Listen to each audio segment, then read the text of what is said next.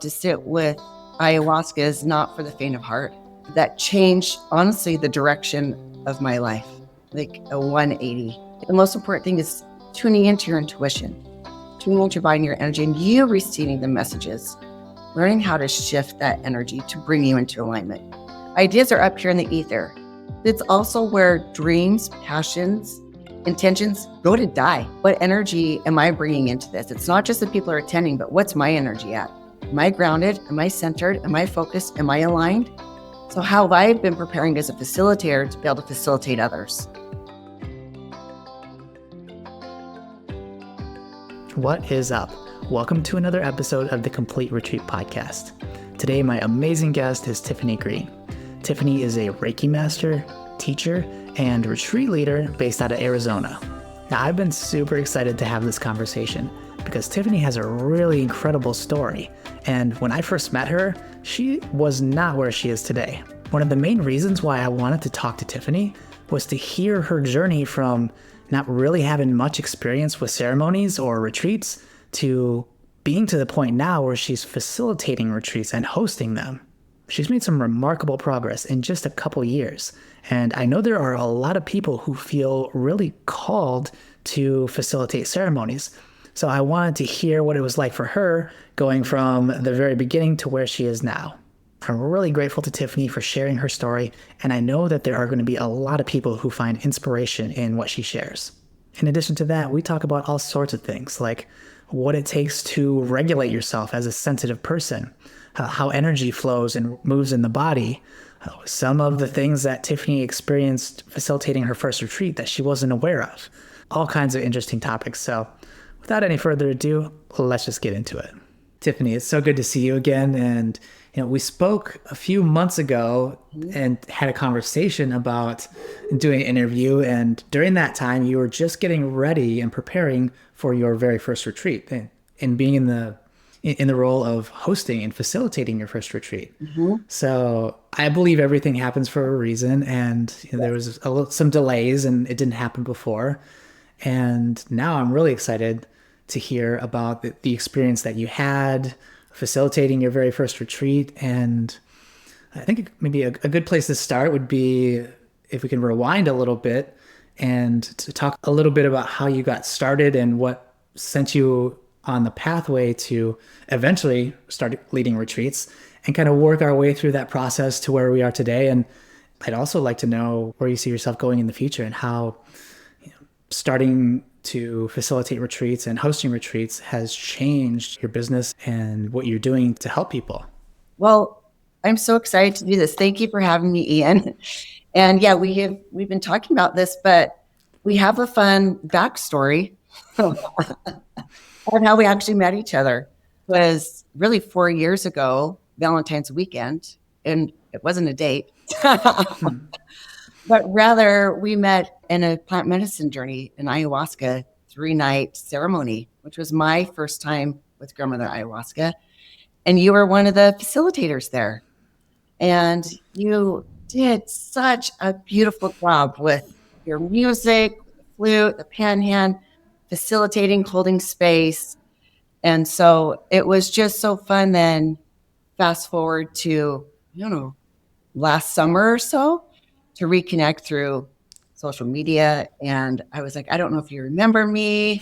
That was so many years ago. And it's just been a joy to reconnect. And who would have thought? Like, I certainly wouldn't have, 4 years later, you and I connecting in this way. And we've had different paths, and it's led us back here to talk to one another and see what's going on. And you have your path you're on and mine, and it's just fun to see how it's intertwined back. So thank you for having me, and thank you it's a pleasure for holding such a beautiful sacred space for me really to start this journey. I mean, that's really where all this began with my story. I would say I'll make it quick and concise, but to sit with ayahuasca is not for the faint of heart, and it's not something fun that you do. But I was really pulled to it for the sacred, deep changes that it makes when you go there with intention to really heal these parts of yourself that you didn't even know were there.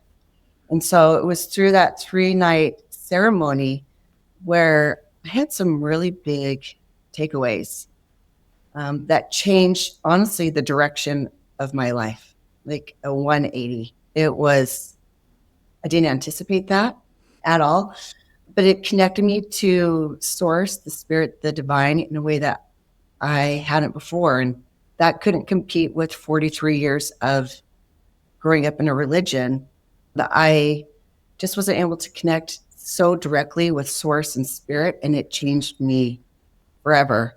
And I now, or then it really showed me that I can source that from within and no longer externally sourcing that intuition and that knowing and listening to other people who I think know more about it, or prophets or clergy or anything like that.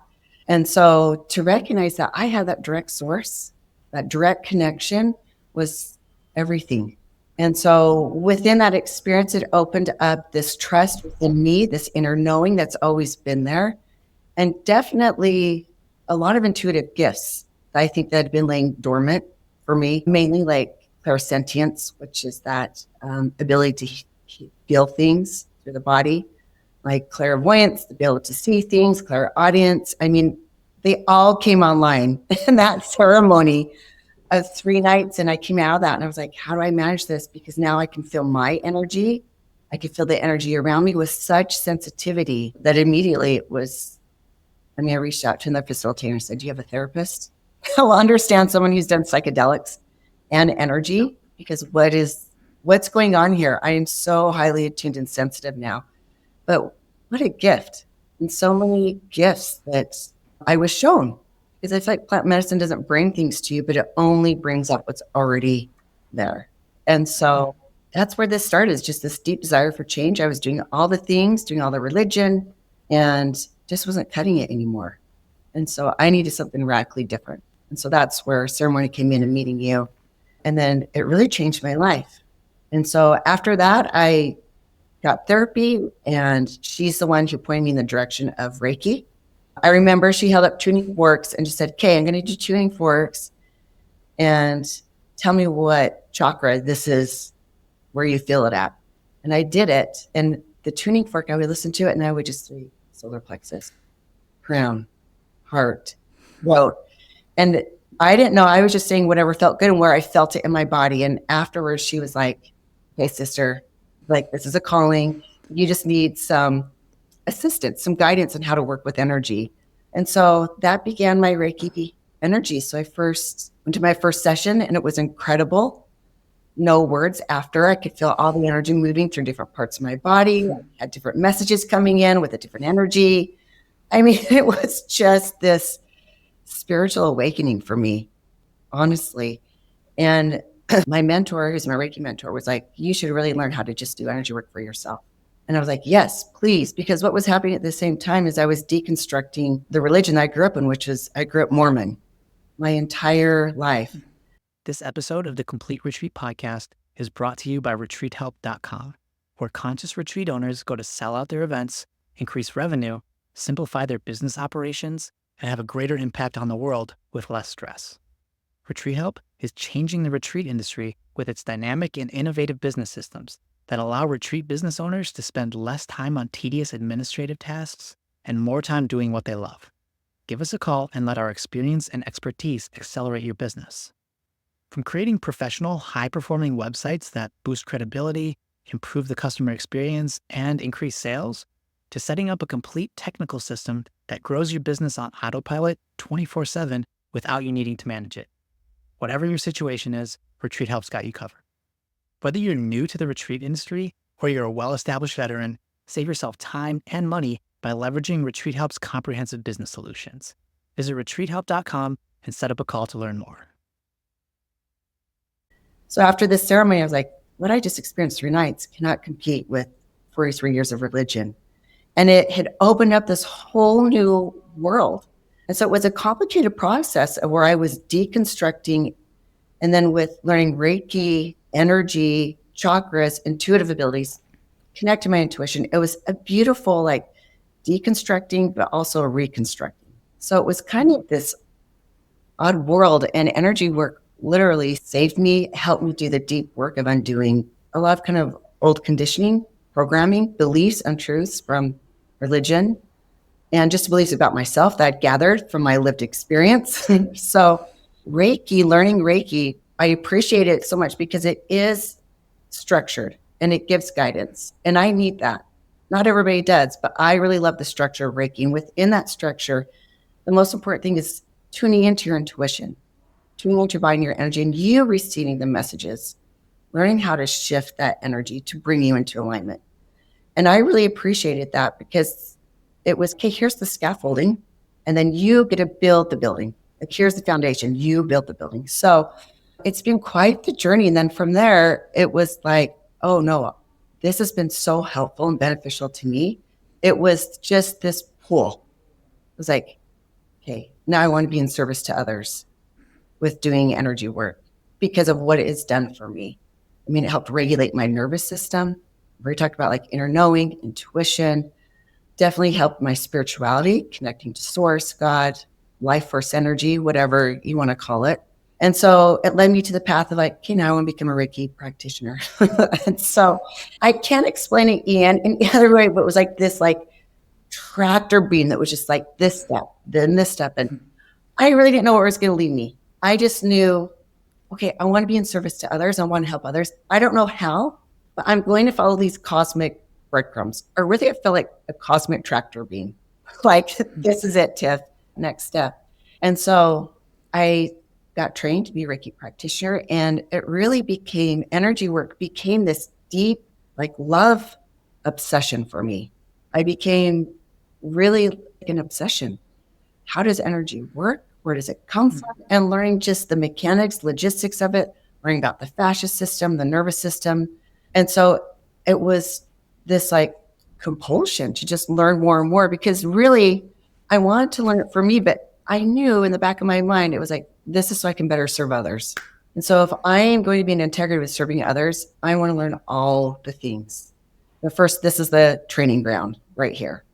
Like, how do I work on energy with others if I don't even know how to work it within my own body and be in integrity with this? And so I would say, doing it for myself, first of all, was like huge.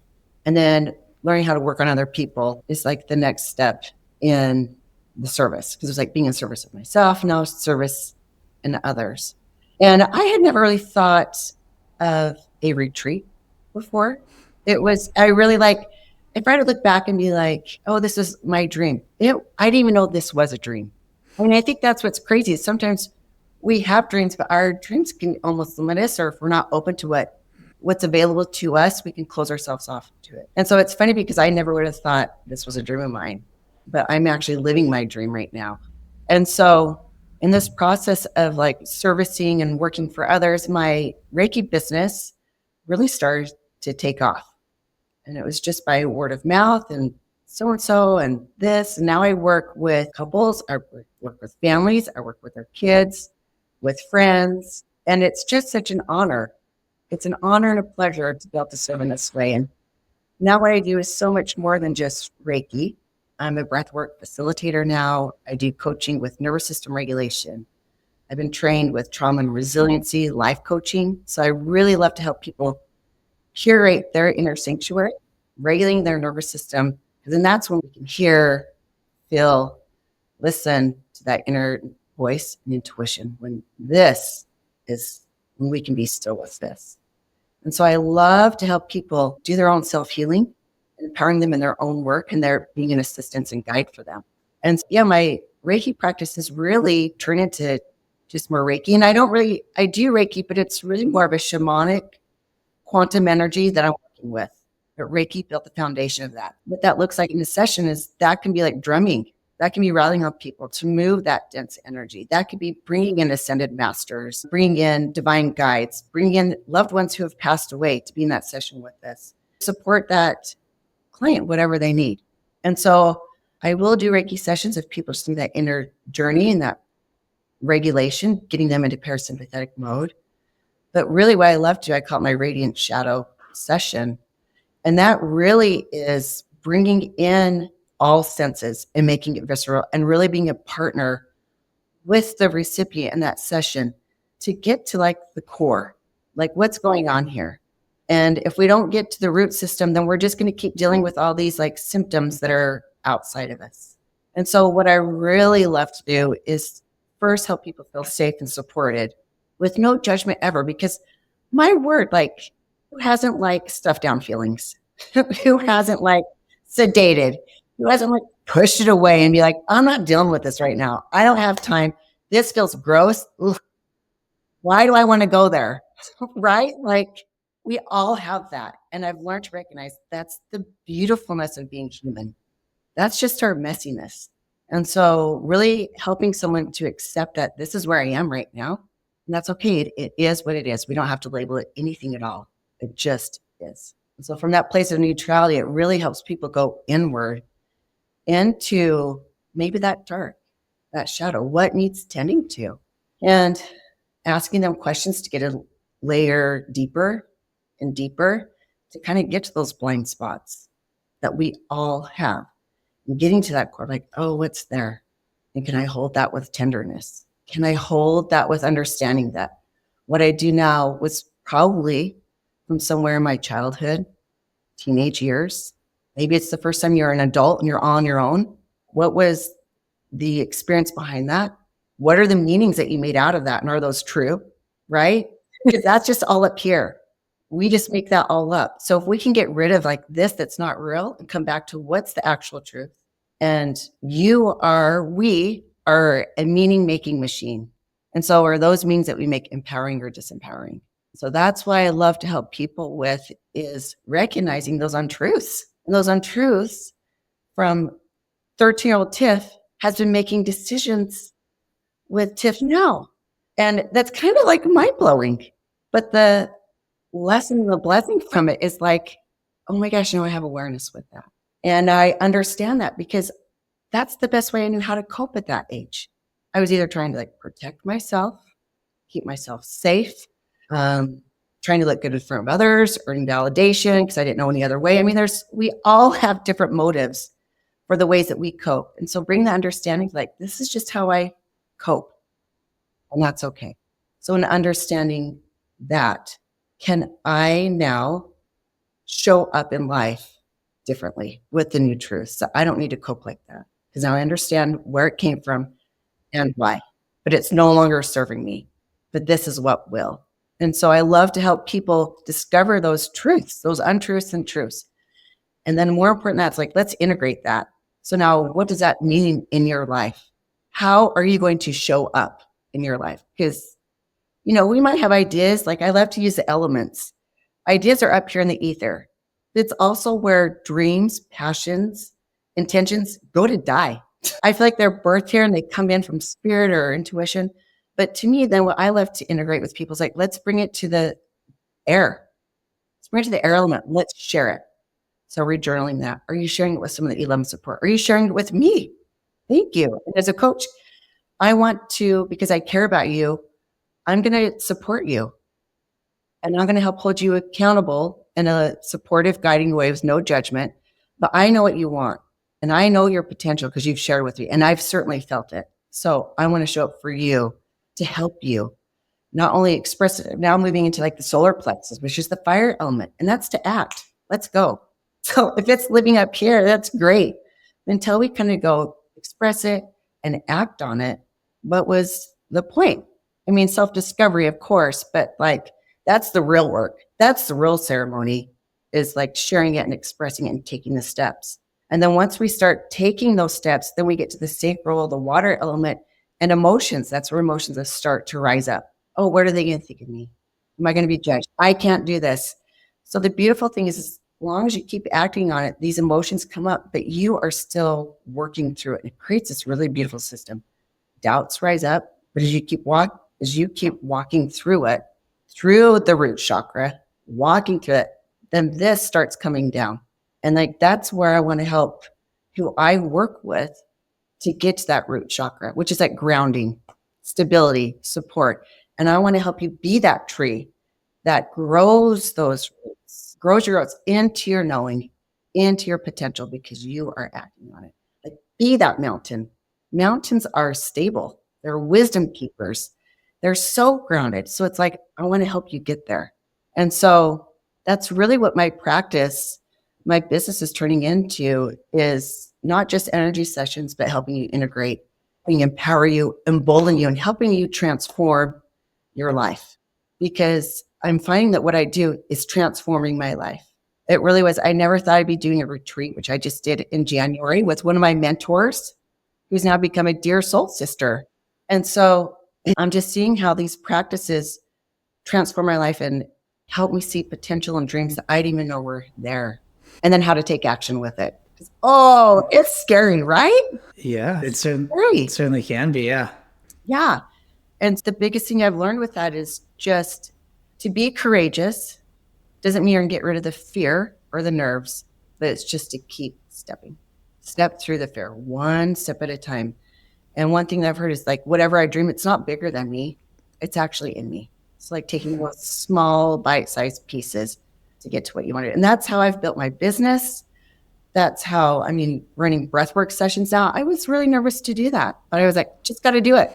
And now they're like one of my favorite things. Well, I have so many favorite things. It's like picking favorite children for me. I love breath work. I love doing coaching. I love it all. I love helping people connect to their intuition.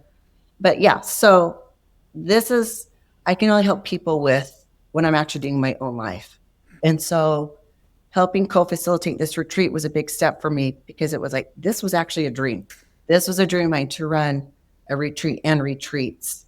And I was nervous.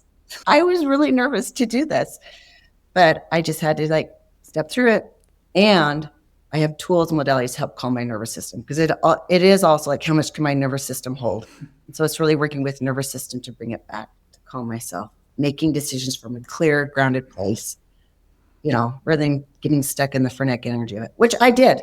There were days where I'd be like, oh my gosh, I'm so nervous for this. What are we going to do? And I just had to bring it back. Oh, this is my full-time job, to fight that fear dragon, because it comes along and it can be strong. And I just have to say, I heard that, and I'm still going to proceed. Yeah, that's my last 4 years. Wow. Yeah. So first off, I just want to thank you for sharing that and acknowledge the incredible amount of work you had to have done on yourself, first and foremost. And I remember meeting you at that ceremony. Yeah. I remember exactly where you were sitting. You do? Sitting at the foot of your mat, yeah. Yeah. And chatting with you. Yeah. Fast forward 4 years, who'da thunk it? I know it. So I love it, right? This is the universe.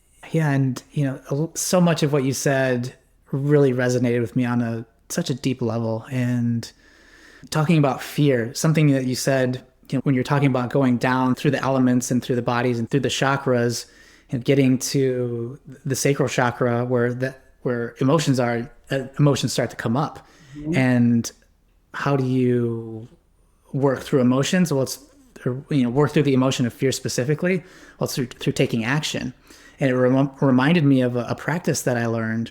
I think I heard this from Andrew Huberman, of all places. Like, if you feel fear, you move your eyes side to side, and that tricks your brain, because when you're walking forward, your eyes are scanning the ground. So your eyes naturally move side to side when you're moving forward. Even if you're just sitting still, if you move your eyes from side to side, it tricks your brain into thinking that there's forward motion, which helps you to work through that fear. And that's exactly what reminded me of, like, when fear comes up, what do? You take action. You move forward. And one of the cornerstones of what you're teaching in your practice, your personal practice, and what you're teaching with other people is a self-reliance. Connecting with, clearing away the debris so you can connect with that divine spark that's inside of you and have that direct connection yourself, and then learn how to grow that relationship and improve that channel and get more clarity in those messages, and start to build and develop that ability to really have trust in yourself. And I think it's just part of our culture where we're almost taught to seek outside of ourselves for the answers. Yeah. And it's almost like a muscle, like learning to trust your inner guidance, your inner wisdom. Yeah. If you're not doing it, that muscle atrophies and it gets weak to the point where rather than relying on your own knowledge, you're using ChatGPT for everything, or you're Googling everything, or this manifests in many different ways in our life. You look to social media to see what other people are doing to find fulfillment in your own life. Yeah. And again, this takes many different shapes and forms in our lives.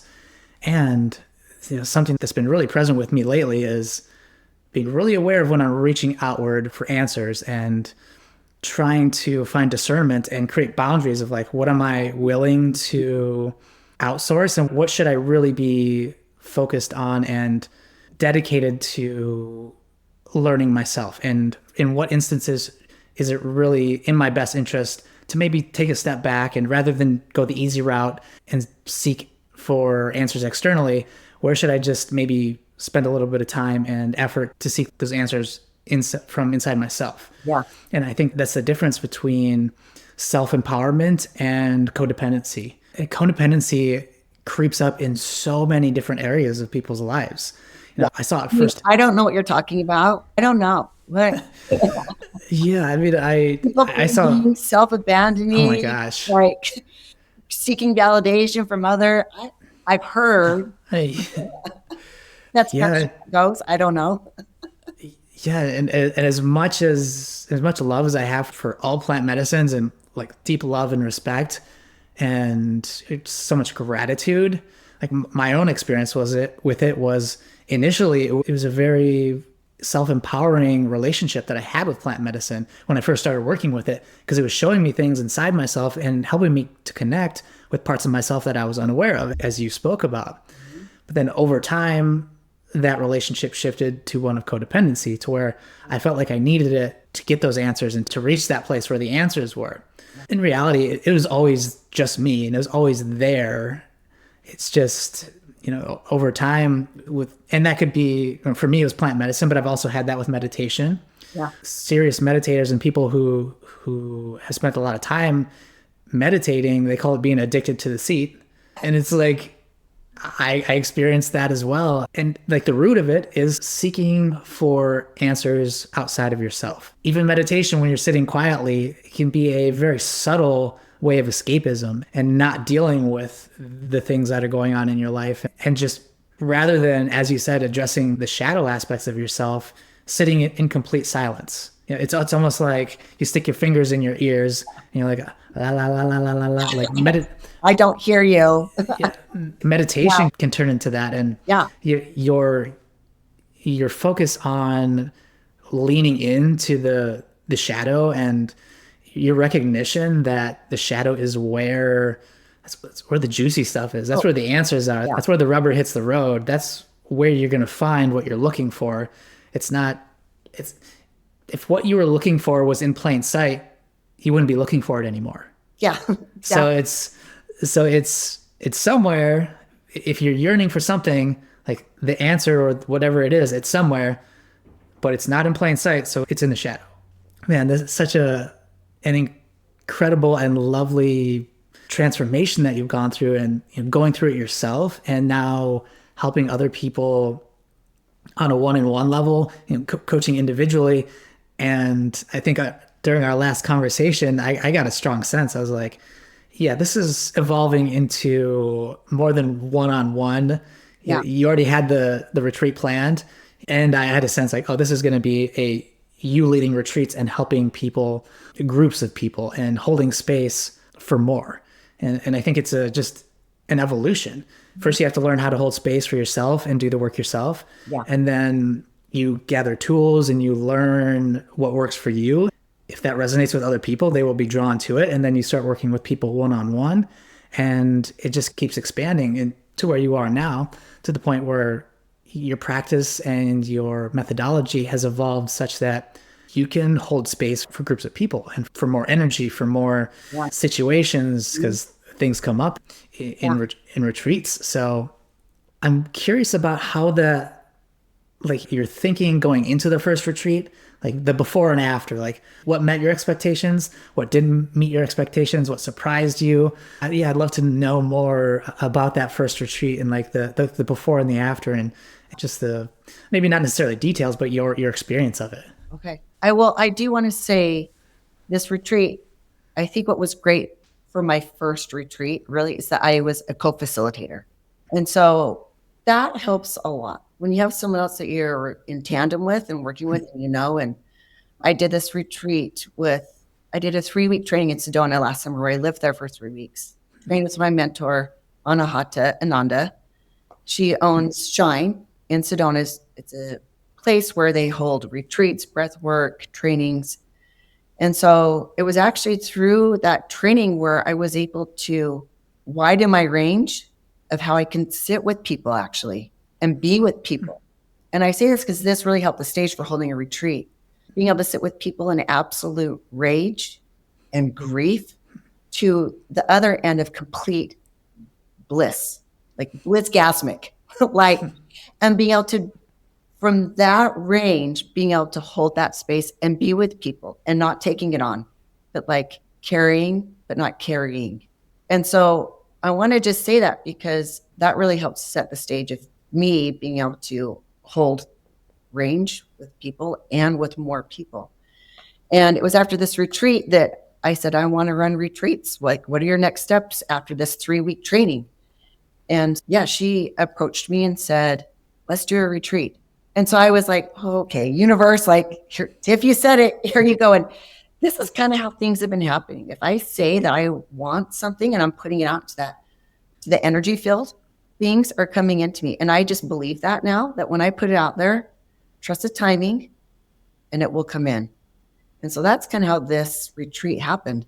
And so being able to co-facilitate it with her, who's done this for 2.5 decades, I just have to be really transparent with this, really took a lot of the nerves away because I have seen how she holds a container, obviously, as in it with it for 3 weeks. And so I think anyone who's wanting to do it, I think if you can team up with someone that you trust and is in integrity with themselves and their work, so pivotal, so important. And so just having a partner you can do that with is huge. I think especially for your first one, because there's a lot of logistics. And fortunately, where we did it with, and we did it with Shine, they take care of all that. They take care of marketing. So I didn't have to do a lot of that. So what did I expect the first time? I didn't know what to expect. I did know, because I'd been through this process, I knew how transformative it was going to be. I didn't know how much. I knew it was going to be deep healing, and I knew it was going to be fun. And so her and I worked out like what we're going to do, how we're going to do it. And so just being kind of planned, having logistics, keeping time. I would say, I think what I learned a lot from holding space like that, it was 2 full days in Sedona, which Sedona is an amplifier. I mean, there's quartz crystal everywhere, vortex energy everywhere. So it's going to amplify.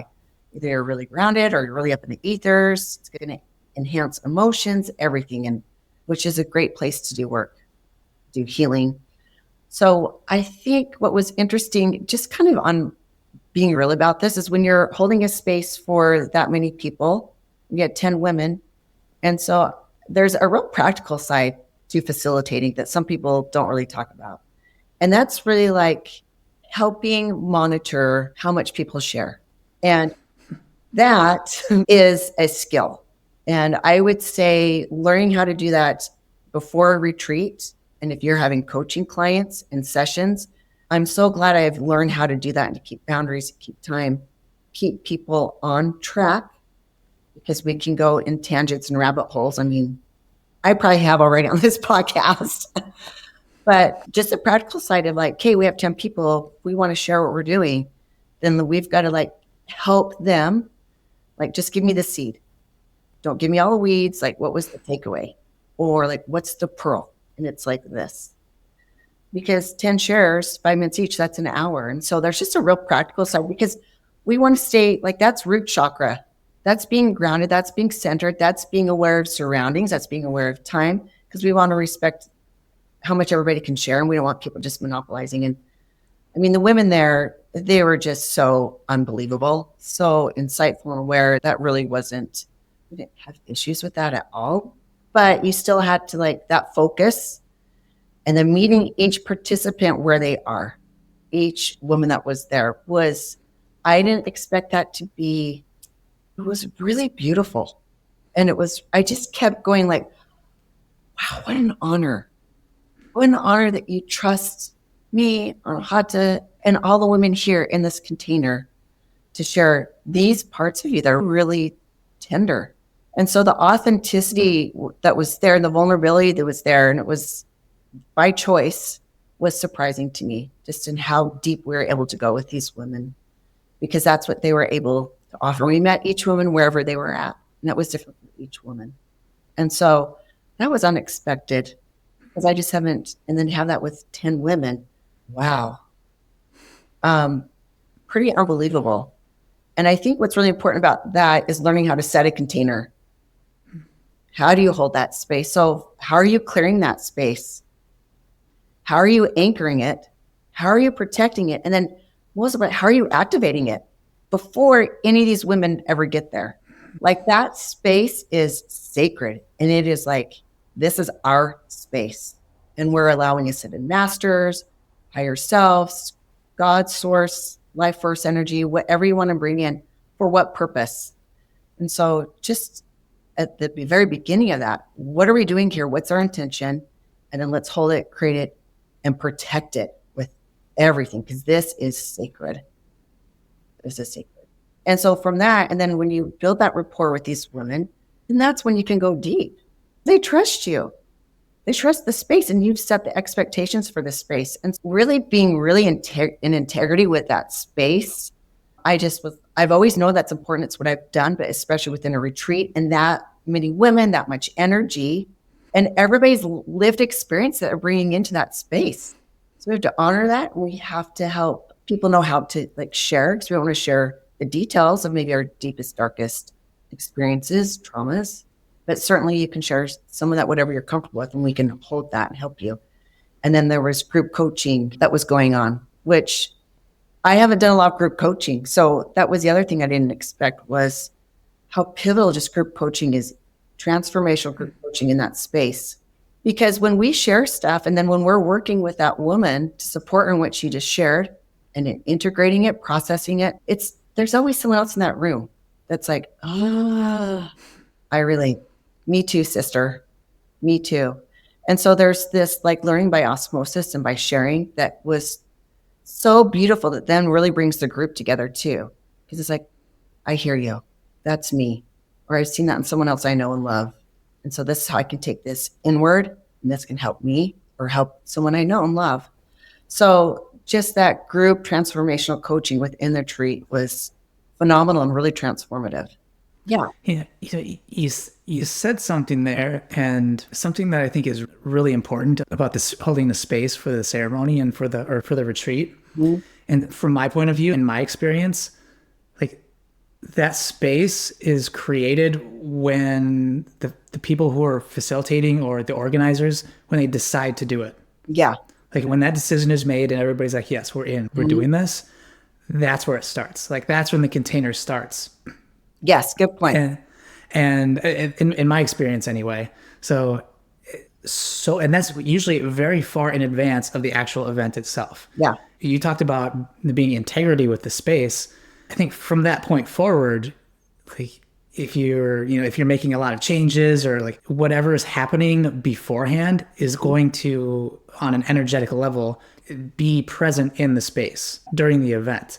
And I think that's something that's not necessarily intuitive, and it wasn't intuitive for me. I had to observe that over and over again. And finally I realized, for example, if there's a really chaotic energy in a ceremony, like afterwards I could be like, well, the last 2 or 3 weeks have been leading up to this actually. Yeah. Like this maybe didn't have so much to do with the people that were in that space, or maybe they didn't bring it. Yeah. Maybe we kind of fostered that in the preparation, and vice versa.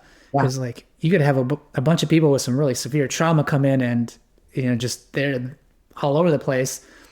And if the space had been set and kept in integrity and really with a really clear intention and like a solid foundation, those people can come into that space and not jostle it at all. Mhm. And this space will remain very steady and clear. And I'm really glad that you brought that up and mentioned that, because I think it's something a lot of people learn through trial and error and over a long period of time.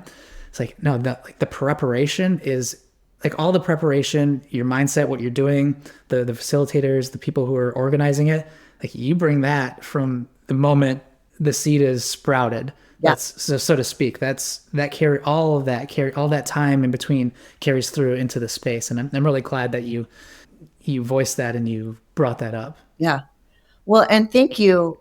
Thank you for refining it even more, because yes, your intention with a retreat has got to be solid. What is it that we're wanting to provide for the people who are coming? So your intention when you want to do that retreat and creating that is pivotal. And then that guides you through everything that you're doing. And then as a facilitator, you've got to be grounded. So you're so right. What energy am I bringing into this? It's not just that people are attending, but what's my energy at? Am I grounded? Am I centered? Am I focused? Am I aligned? So how have I been preparing as a facilitator to be able to facilitate others? And so thank you for being that, because you, as a facilitator, you've got to be in integrity and you've got to walk the walk, because you're right. Otherwise that container is going to get real wobbly. And if you're not present as a facilitator, you're going, well, I need to do this. And we got this up next. It's like, you should know everything you're doing line item and approximate time, so that you are not absent thinking of something else, of like, what's the next activity? Like, you need to be so prepared that you know what we're doing, so that you are there, grounded and centered and attuned to those 10 individuals, because they're trusting you, me, us, who are they are trusting us with their energy, with their experiences, their emotions, some really like tender parts of themselves. And so as a facilitator, you first have got to really be in integrity with why you're there, what you're doing, and how am I showing up, for sure. And so good point. Thank you for refining that. But yeah, that's even before you even do the retreat, setting that intention.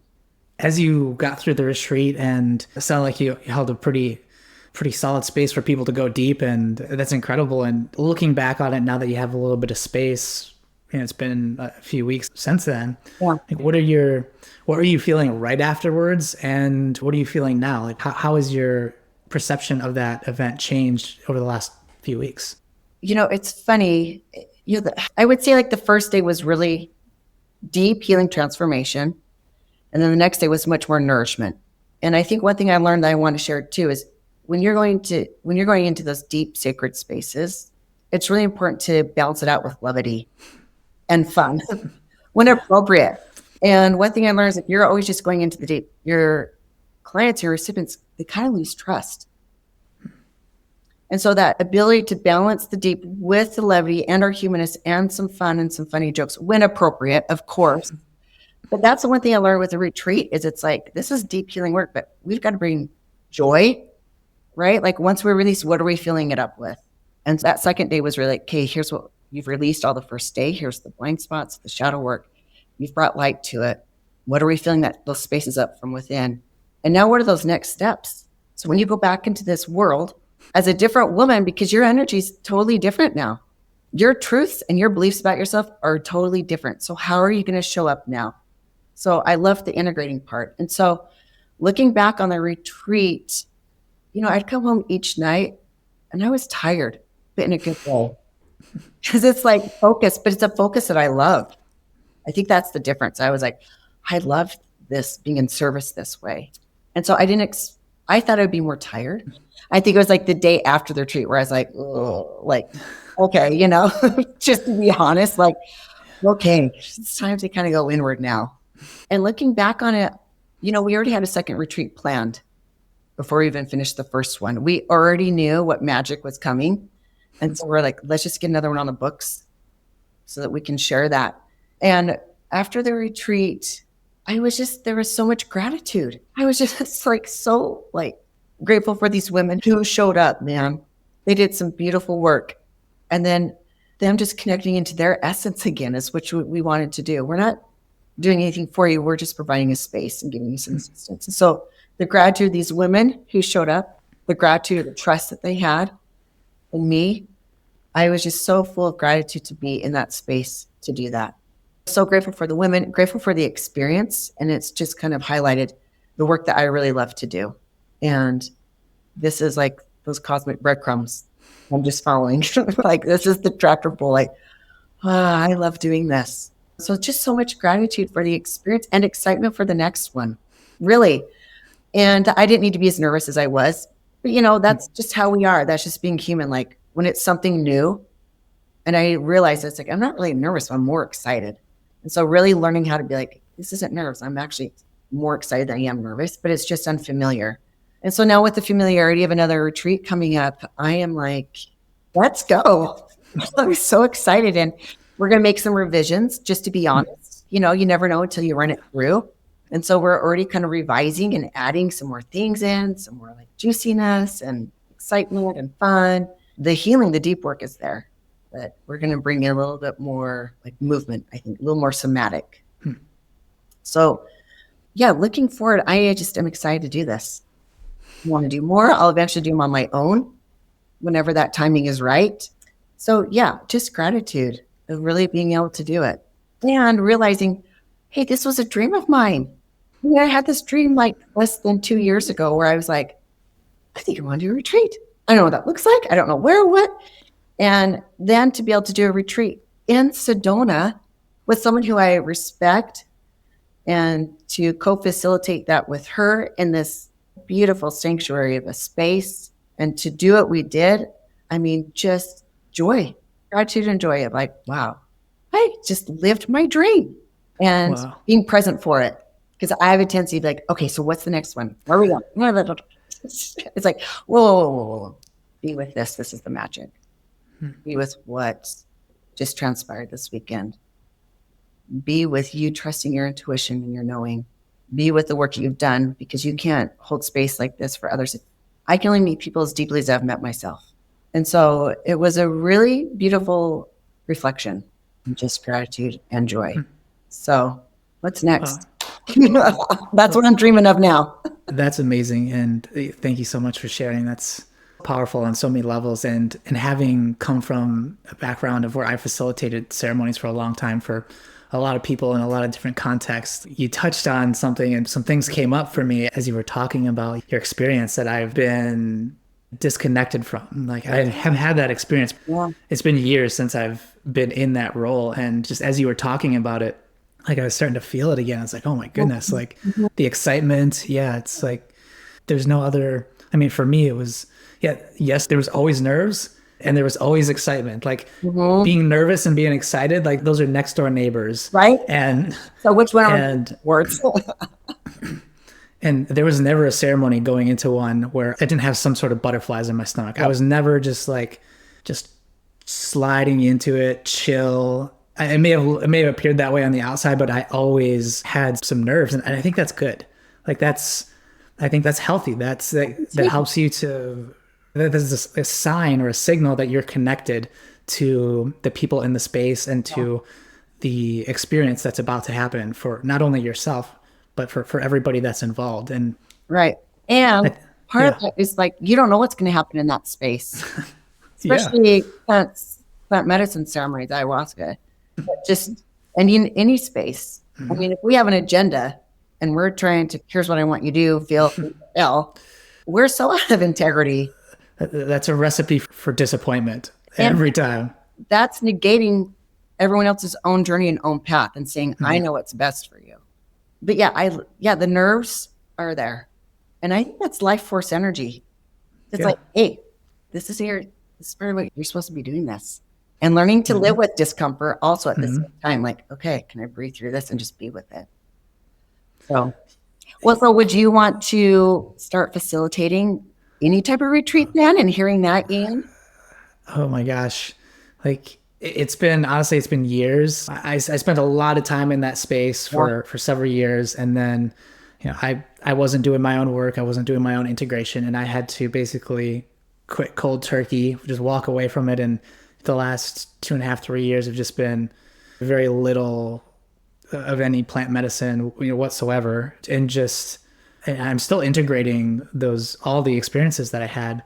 Like the pendulum was really far on one end and it swung really hard to the other end. And now I feel it settling in the middle somewhere and moving in that direction of wanting to hold space again, or feeling like it's appropriate for me because, I had a lot of work to do. And like you said, you have to be in a good place and be grounded within yourself and be trusting of yourself. And I wasn't for the last couple of years. And I'm regaining that and have to a large extent.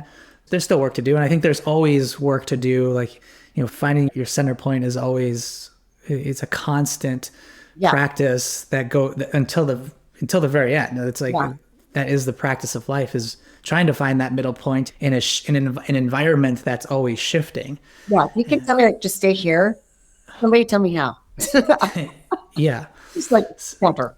So it's to answer your question. Yeah. I foresee myself, I know it's coming in the distant future, but having this conversation with you is bringing up some thoughts and some feelings. Like it may be sooner than I had been envisioning. So yeah, we'll see. Like you, I'm just following the cosmic breadcrumbs and it's like saying yes to the thing that's in front of me. If it's an alignment, saying yes, taking that step and trusting that the next step on the path will be illuminated when the time is right for me to take it. Yeah. And on that thread, maybe the next logical place to go is you were having your prior practice working with people was more one-on-one. You've just done this event where you're holding space for several people, and it seems like your trajectory is going to be doing more of those retreats and group work like that. Yeah. How do you foresee yourself transitioning from the one-on-one work to the one-on-many work and the group work? And it may be too early to ask this question, but like, how frequently do you see yourself doing retreats? I don't know. Good question. I mean, at least right now, a couple times a year. And I think part of that is like, I'm going to be offering the same retreat I did in January and June in Sedona again. And then I'm going to be doing probably another co-facilitation with a dear sister of mine. And so that's in the books. And so we'd have to see like, what are the different offerings that I'm doing and how many times a year, but I would be good with multiple times a year, to be honest. I think the beautiful thing about retreats is that it's a time to get away from your everyday life, your everyday habits, patterns, urges, distractions. And so a retreat is really a beautiful disruption. It's a disruptor to your life. And when you come into it, depending on what the retreat is, with your intention, you get the luxury of just being with yourself. And what is it that you are trying to release, let go of, let be, bring in and curate? What is a life that you're wanting to curate? And so that's the beautiful part of a retreat. And I mean, to offer that to people, I would love to do it a lot. That's where I don't know yet. And I think a lot of it is I see my business as far as like kind of what you're talking about, transitioning from one-to-one to group. That's kind of exactly where I am right now. And this is where I am trying to figure that out. And I truthfully am kind of like researching, like, what does that look like? How would I do it? And then also trusting the divine timing, my intuition and source, because I'm like, how can source act through me for it? And so really leaning into that and trusting the timing. And so I foresee probably like setting up group coaching containers of like, I don't know how many women yet, but leading them through like maybe like 4, 6, 8 week. And this is what right now I'm kind of percolating on, is setting up that group container. And then it could have a really beautiful segue to the retreat experience that would be curated to what we've just done within this supportive container that's been created. So that's kind of where I ultimately seeing it. So right now it's like, it's all up here. So now I'm sharing it. So now it's like, okay, Tiff, start acting on this, Yeah. And the beautiful thing with that is it's not just coaching, but it's like energy work, teaching people how to work with their energy, clearing the clutter, like you said, so that we can get still, building that intuition, the inner knowing, regulating that nervous system, working with the energy to help with that. And then using breath work and coaching modalities that I have. So it's kind of I'm in a really beautiful place right now where everything is alchemizing. All the modalities, all the trainings, everything that I've done is really like percolating and coming together. And so I'm in creation mode while I'm still doing my practice in my business. So I'm kind of creating this right now. So I have a feel. that's the plan. And then creating community around that. Once we have a retreat, helping you integrate after the retreat, having a Facebook community, just so that these people, I don't know if it's going to be men or women. I think some retreats will be co-ed. Some will just be women and possibly just men, because I do love working men. That's a totally different energy. Yeah, it's a beautiful energy, but it's really different from women. And I am drawn to that work and to that service too. So I don't know. This is kind of what's going on right here. I'm building community because I want people to help support. I want to empower people so that I just don't need to come to TIFF for everything. None of my clients, I'm like, what do you think? I want to empower other people in their own inner knowing and trusting themselves, and then relying on their peers and whoever they meet through these experiences to help them. And then they can go and do their own thing and build their own communities and support. So yeah, that step from one to like group is where I'm like, hey, how do I do this? I did a retreat, but like I would like to make some steps in between, or hold a retreat that has nothing to do with coaching container I just did. So based on everything you just said there, I think at some point in the future, when this alchemizing is, when things are more solid, and it sounds like you're still working on, like really working on your core offering, and things are still coming together for you. And I feel like this is almost a prequel. Yeah. So this conversation is almost a prequel, and we'll have to have another conversation. Yeah. And well, I feel like our conversation before was a prequel to this conversation. Yeah. Just keep building on it. And I feel like at some point we're going to have another conversation. We'll be able to look back at this one and be like, oh my gosh, like now look what I'm doing. And now like, look at this, all the things that we talked about and things that you'd voiced. Like, yeah, I mean, that's, and I love your process and your acknowledgement that, things come from the ether and they come here, and then you speak them into existence. And then you have to, you say something and then you take action, and then the manifestation comes. It's not just like a lightning bolt. There's like, there's a process. There can be those lightning bolt moments, I believe, from time to time. And I think people want that on some level. And really, that can be very disruptive to your life when those lightning bolt moments happen. And in a more ecological and healthful way to manifest things is the process that you talked about, and one step at a time, and bring things into your reality in a way that's maybe not so disruptive to your life, or maybe doesn't throw everything upside down in your world. Tiffany, thank you so much. Thank you for sharing. I appreciate your candidness and everything that you shared about the process and your experience and where you see things going. Again, we'll have to have another conversation in the future to check back in and see how things are going. But thank you so much. I'm really looking forward to seeing where life takes you and the direction of your business and your practice, and this modality that you're developing that's unique to you. I believe it's going to have a large impact on a lot of people, and already more so than it already has. I feel that in my heart that the service that you're bringing to the world is going to impact a lot of people, and I'm here to support you. And I highly suggest anybody who's interested in working with Tiffany or learning more about what she's doing, to connect with her. All of her links will be in the show notes. But if you want to just share what the best way for people to connect with you is, I'd love to hear it.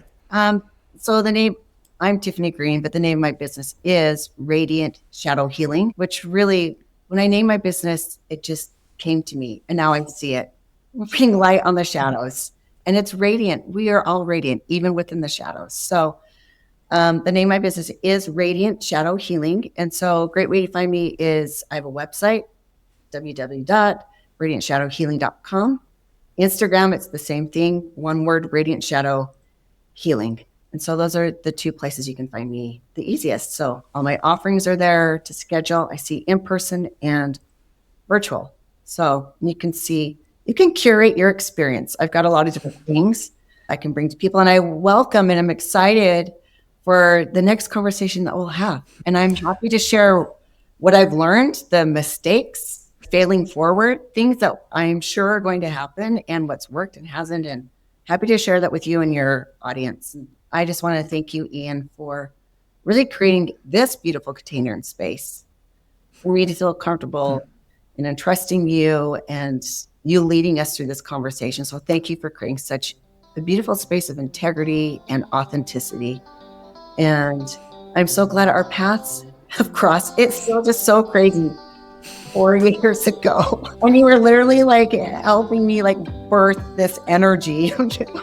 Plus, that was thank you. I think this is the humor of the universe. It's just like you two, you're meant to like cross paths and introduce people to Ian and introduce me to your audience as well. So thank you. I'm honored, and it's been just an absolute joy and pleasure to have this conversation with you. So thank you, Ian.